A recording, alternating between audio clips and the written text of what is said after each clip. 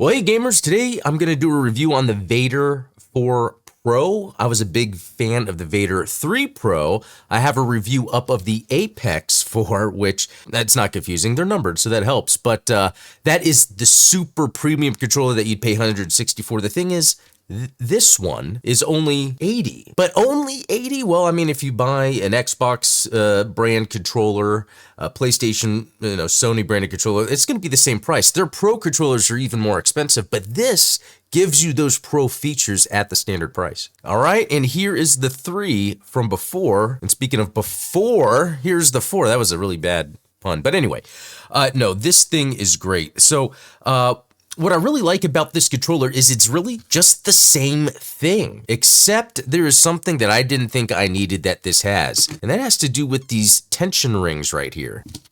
If you remember from the review of the Apex 4, you have to take off this front plate. There is a tool in here that allows you to change the tension here. And I didn't use it too much. I didn't think I needed to, but part of it was because of how cumbersome it is to take that off and do all that. But on the Vader 4 Pro, that's actually built in right here. And you can even see on here, it's kind of numbered to get an idea. And then, yeah, you can move the tension around at all you want.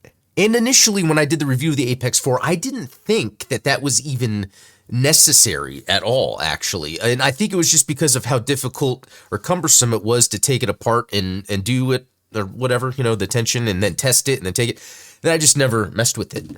But I was using this in a number of different games, and on the fly, I was adjusting the tension and then even sometimes tweaking the sensitivity in the game menu, whatever game it was, and I realized that this can be a game changer, especially if it could be a specific game. I've noticed this when I play specific various games that require a lot of aiming. Sometimes it doesn't feel right, even if I mess with the sensitivity. This can give you that extra degree of control to get the feeling you want out of it. And I would say that is the biggest feature. That's why I think it's worth upgrading if you're looking, because right now the Vader 3 Pro is not available, of course, because they've upgraded it to the 4. You still get the extra CZ buttons, which I love, that are down here. On the back, you still get the trigger stops, you get the back buttons, easy mode switching, and really this is very similar to any of the other FlyDigi controllers.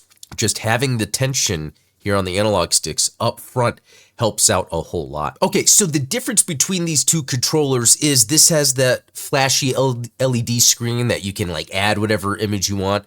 It also has the digital trigger mechanisms where I could get different strengths, different force feedback going on when I pull triggers, depending on if it's like shooting or some other action, analog, etc. Those things I just mentioned are the only things missing from this, which I don't think everyone or anyone really needs that. You can actually, this is better than a $150 Xbox Pro controller, $200 Sony Edge, because you still get the 4 back buttons, which is Sony Edge or DualSense Edge, whatever, only has 2. But this also has extra buttons up here, and it has the tension that you could pull around here. So it's very amazing what this does for the price. Now, I know I was making the comparison to Sony. Out of the box, this doesn't work on a PlayStation, but with adapters, obviously, you can get it to work.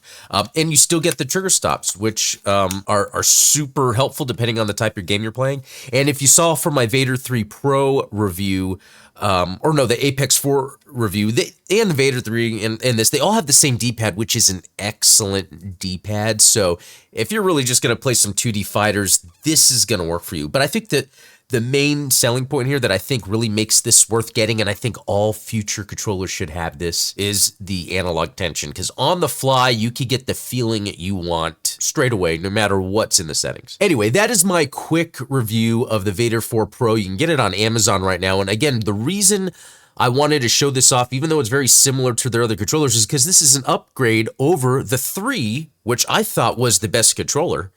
And the 4 actually just improves upon it, which is absolutely amazing.